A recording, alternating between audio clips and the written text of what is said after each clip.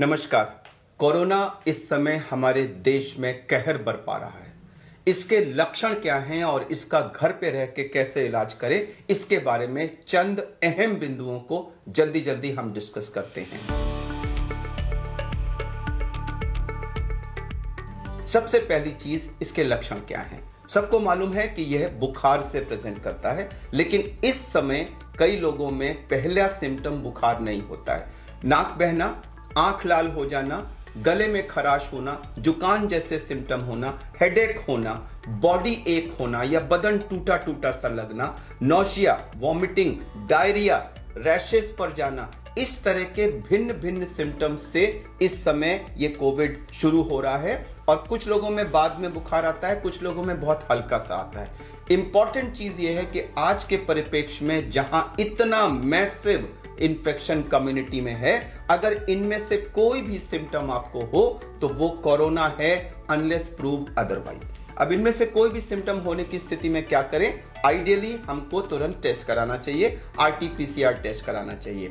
Problem यह है कि इस समय कई जगह आरटी-पीसीआर टेस्ट अवेलेबल नहीं है या उसके लिए वेटिंग लिस्ट है, और आप करा भी लें तो कई जगह 3-3, 4-4 दिन में रिपोर्ट आ रही है। तो जब तक आप रिपोर्ट नहीं आती तब तक क्या करें? सबसे अहम बिंदु इस समय यह है कि कोई भी सजेस्टिव सिम्टम अगर है जो मैंने एन्यूमरेट किए इनमें से, तो आप रिपोर्ट का वेट न करें, तुरंत उसको कोरोना मान के अपने को क्वारंटाइन करें।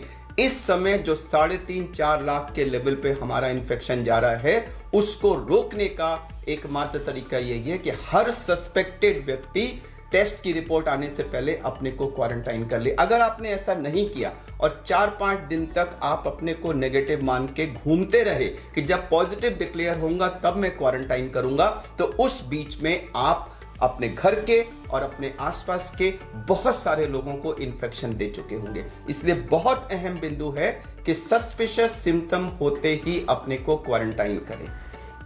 उसके बाद ट्रीटमेंट शुरू होता है। आरटी-पीसीआर रिपोर्ट अगर पॉजिटिव आई तो आप कोरोना है, लेकिन अगर नेगेटिव भी आई तो सिम्टम्स को हम इस समय कोरोना मान के ट्रीट कर रहे हैं, क्योंकि 30 से 35% केसेस में रिपोर्ट नेगेटिव आती है और आजकल शायद ये नंबर कुछ ज्यादा ही हो रहा है। इसलिए symptoms are corona. Positive report है तो ठीक है, नेगेटिव है तब भी हम उसको कोरोना ट्रीट करेंगे। अब आया ट्रीटमेंट पार्ट। तो इसमें 90% लोगों को माइल्ड सिम्टम्स होते हैं जिसका होम ट्रीटमेंट हो सकता है। मगर मैं बता दूं कि होम ट्रीटमेंट का मतलब सेल्फ ट्रीटमेंट नहीं है। होम ट्रीटमेंट का मतलब है घर में रह कर के डॉक्टर की निगरानी में ट्रीटमेंट। आपका फैमिली डॉक्टर हो, आपके आसपास के डॉक्टर हो, गवर्नमेंट हॉस्पिटल के डॉक्टर हो, प्राइवेट हो, जो भी हो, आप टेली कंसल्टेशन करिए, उनसे टेलीफोन पर एडवाइस लीजिए और उसको घर में रहकर फॉलो करिए। ये बहुत अहम बिंदु है। सेल्फ ट्रीटमेंट कृपया ना करें। अब मैं आपको कुछ चंद बिंदु ट्रीटमेंट के बता देता हूं, जिसमें हम 6M अप्रोच जिसको कहते हैं। 6M क्या क्या है? पहला M है मिक्सिंग, यानी कि मिक्सिंग ना करें। दूसरा M मेडिसिन के बारे में। तीसरा M है मॉनिटरिंग अपनी कैसे करें। चौथा M है मील्स के बारे में। पांचवा M है माइंडसेट एंड एक्टिविटीज। और छठा M है मूवमेंट टुवर्ड्स हॉस्पिटल। हॉस्पिटल कब जाने की जरूरत है। इन 6 M को हम जल्दी से डिस्कस कर लेते हैं, मगर मैं दोबारा कह दूं कि यह केवल एक आपकी सहायता के लिए है। कृपया इसको फाइनल डॉक्टर से एडवाइस ना माने। आप किसी न किसी डॉक्टर से टेली कंसल्ट जरूर करें होम ट्रीटमेंट करते समय। पहला मिक्सिंग, जैसा कि मैंने कहा, सस्पिशियस सिम्टम आते ही अपने को घर वालों से अलग करें, उनके साथ मिक्स ना करें, नहीं तो आप उनको भी इन्फेक्ट करेंगे। अगर आपके घर में कई कमरे हैं तो एक कमरा जिसमें अटैच्ड बाथरूम है वो आप चुनिए, उसके अंदर अपने को बंद कर लीजिए। जो दरवाजा बाकी घर की तरफ खुलता है उसको बंद कर दीजिए। अगर उस कमरे में बाहर में खुलने वाली खिड़कियां हैं तो उनको खोल दीजिए। बाथरूम का एग्जॉस्ट ऑन कर दीजिए। इससे आपके सांस से निकलने वाली जितनी भी हवा है, जो एरोसॉल है, वो घर की तरफ जाने की जगह वो बाहर चला जाएगा और घर वालों को संक्रमण का चांस कम हो जाएगा। जो आपका खाना पीना वगैरह आना है वो कमरे के बाहर एक स्टूल रख दीजिए और उस स्टूल पे वो खाना रख देंगे और हट जाएंगे वहां से। आप अच्छी तरह मास्क लगा के दरवाजा थोड़ा सा खोलिए, वो खाना उठा के अंदर ले लीजिए और फिर दरवाजे को बंद कर दीजिए। इससे आप दूसरे लोगों को संक्रमित होने से बचा सकते हैं। अब अगर आपके कमरे में, घर में थोड़े से कमरे हैं, तो स्पेशली अगर आपके घर में वृद्ध दादी, बाबा, नानी, नाना ऐसे लोग हैं, तो उनको अगर संभव हो तो किसी दूसरे घर में भेज दीजिए, क्योंकि अगर आप उसी कमरे में उन लोगों के साथ रहे तो उनको संक्रमण जरूर हो जाएगा। तो जैसे भी हो अपने को क्वारंटाइन करें, अपने को आइसोलेट करें और घर वालों के साथ मिक्सिंग ना करें। इससे हम कोरोना के चेन को, संक्रमण की चेन को तोड़ेंगे। यह था पहला बिंदु, मिक्सिंग। दूसरी बात आई मेडिसिन की। मेडिसिन क्या क्या ले? तो जो मेडिसिन सबसे इंपॉर्टेंट है वो है बुखार को रोकने वाली पैरासिटामोल। बुखार हल्का भी हो सकता है और 102, 103, 104 तक भी हो सकता है। बीच बीच में आएगा जाएगा ऐसा भी हो सकता है और कंटिन्यूअस हाई भी हो सकता है। बुखार से हमारा शरीर एकदम टूट जाता है और उसको कम करना बहुत जरूरी है। तो हम 650 मिलीग्राम पैरासिटामोल को 6-6 घंटे पर लेने के लिए कहते हैं, जिससे प्रायः बुखार उतर जाता है। अगर इसके बाद भी बुखार ना उतरे तो हमें बीच में फिर कोल्ड स्पंजिंग यानी कि ठंडे पानी की पट्टियां हाथ पे और पैर पे और माथे पे रख के बुखार को उतारना बहुत जरूरी होता है।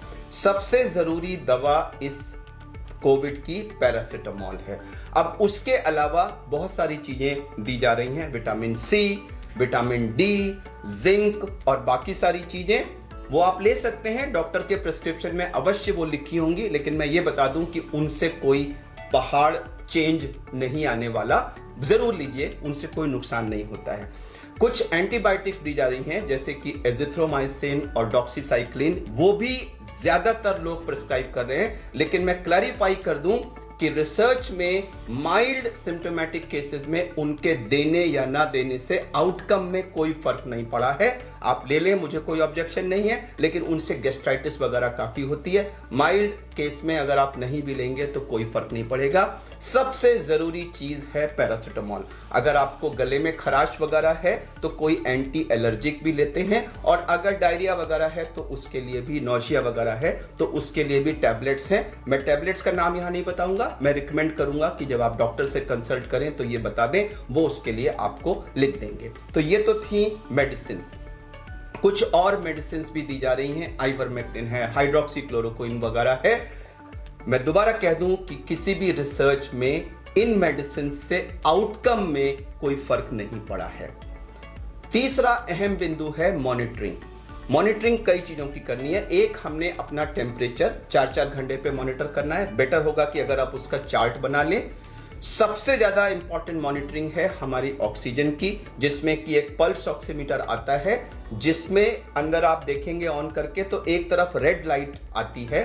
वो रेड लाइट नाखून की तरफ होना चाहिए और उसको आप प्रॉपरली अंदर डाल दें और डाल करके उसको 1-2 मिनट वेट करें। उसमें एक वेव फॉर्म आता है, जब वो वेव फॉर्म स्टेबलाइज हो जाए रेगुलर, तब जो रीडिंग आती है वो फाइनल रीडिंग होती है। बीच में एक आध रीडिंग अगर लो आ जाए तो उससे घबराए नहीं। और ऑक्सीजन और हार्ट रेट, दो चीज वो दिखाता है। ऑक्सीजन हमारी 94 से ऊपर होनी चाहिए, जरूरी नहीं है कि 100 हो। 95, 96, 97 जो है 94 के ऊपर नॉर्मल है, उसको जरूर मॉनिटर करें। अगर आपकी 94 से नीचे कभी भी आती है तो वो एक डेंजरस साइन है और हमें उस पर तुरंत उसका संज्ञान लेना है। तो एक टेम्परेचर मॉनिटरिंग करेंगे, आप ऑक्सीजन की मॉनिटरिंग करेंगे, और अगर आपको डायरिया बहुत ज्यादा हो रहा है तो ये भी मॉनिटरिंग करेंगे कि कितना आपका फ्लूइड लॉस हो रहा है, क्योंकि उससे आपको डिहाइड्रेशन की पॉसिबिलिटी होती है। और आप ये भी देखेंगे, रिलेटिव्स को देखना चाहिए कि पेशेंट की कॉन्शियसनेस लेवल में तो कोई फर्क नहीं पड़ रहा है और उनको कहीं बहुत सीवियर फीवर वगैरह की वजह से एग्जॉशन तो नहीं हो रहा है और एक्सेसिव कॉफ वगैरह तो नहीं है। तो इन सब चीजों की हम मॉनिटरिंग करेंगे। पेशेंट को रेस्ट करना चाहिए, लेकिन रेस्ट का मतलब बिल्कुल ये नहीं कि आप टट्टी पेशाब भी बिस्तर पे करेंगे। आप रेस्ट करिए, लेकिन बीच बीच में उठिए, थोड़ा बहुत एक्सरसाइज करिए। हाथ को ऐसे ऊपर किया, नीचे किया, शोल्डर को थोड़ा सा मूव किया, चेस्ट को थोड़ा सा मूव किया, थोड़ा सा बिस्तर के आसपास चल लिए, टॉयलेट तक गए, तो थोड़ा बहुत मूवमेंट आपका जरूर होना चाहिए। बहुत अहम बिंदु है मील्स का। लोग बुखार होते ही खाना पीना बंद कर देते हैं या तरह तरह की जंक चीजें खाने लग जाते हैं। सबसे अहम चीज है आपको हाई प्रोटीन डाइट लेनी है, लो कार्बोहाइड्रेट और लो फैट। फैट यानी कि जितनी भी चिकनाई वाली चीजें हैं और खासकर से जो बाजार से आने वाले जंक फूड्स हैं, कृपया उनको पूर्णतः अवॉइड करें। कार्बोहाइड्रेट यानी कि पेस्ट्री और इस तरह की जो मीठी चीजें हैं वो भी जहां तक संभव हो कम से कम मात्रा में लें। आपको प्रोटीन चाहिए। प्रोटीन किस में मिलेगा? नॉन वेज फूड में प्रोटीन होता है, लेकिन उसको कम से कम घी में बनाएं।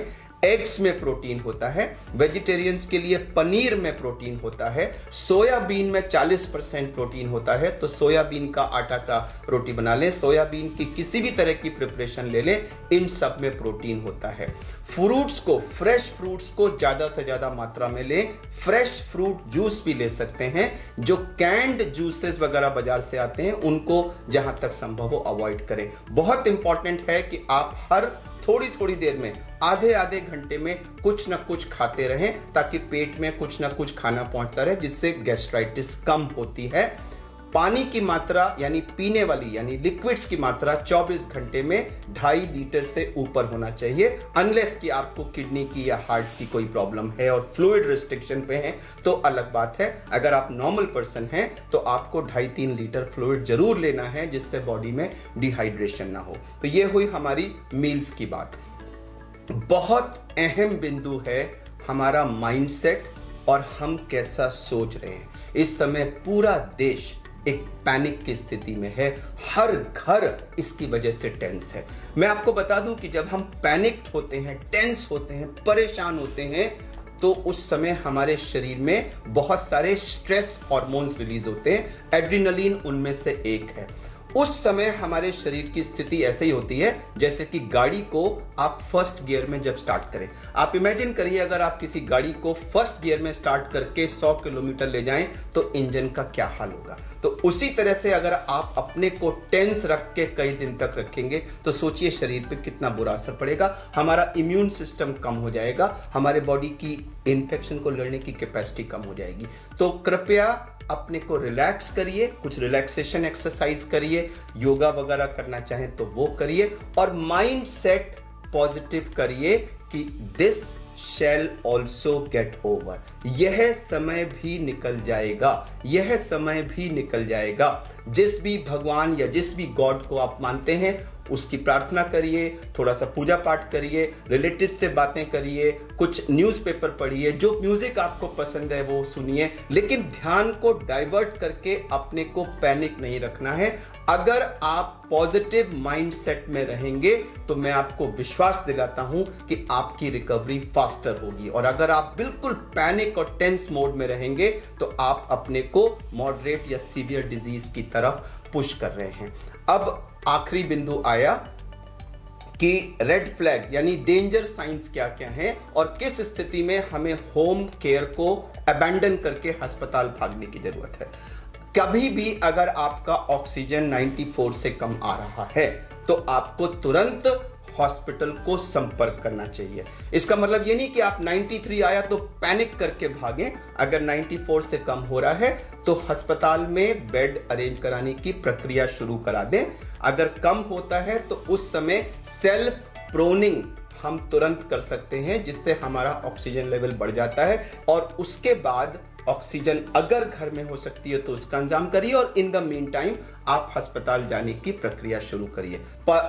ऑक्सीजन कम होना, continuous fever, excessive coughing, exhaustion, severe diarrhoea और ऑल्टरेशन इन सेंसोरियम, तो ये 6 रेड फ्लैग साइंस यानी खतरे के लक्षण हैं। इनमें से कोई भी अगर दिखता है तो आप होम आइसोलेशन को अबैंडन करके आपको तुरंत अस्पताल जाने की जरूरत है। तो ये हमने कुछ चंद उपाय बताए हैं, लेकिन अंत में मैं दोबारा ये कहना चाहूंगा कि ये वीडियो डॉक्टर की एडवाइस या रिप्लेसमेंट नहीं है, ये केवल आपकी मदद के लिए है। होम आइसोलेशन का मतलब सेल्फ ट्रीटमेंट नहीं है। होम आइसोलेशन का मतलब है किसी डॉक्टर की टेली कंसल्टेशन के अंडर में घर में स्वयं ट्रीटमेंट। इसमें बताई गई बातें आपको होम ट्रीटमेंट में थोड़ा सा मदद करेंगी। सुनने के लिए धन्यवाद। आपकी जल्दी रिकवरी की कामना करते हुए आपको नमस्कार।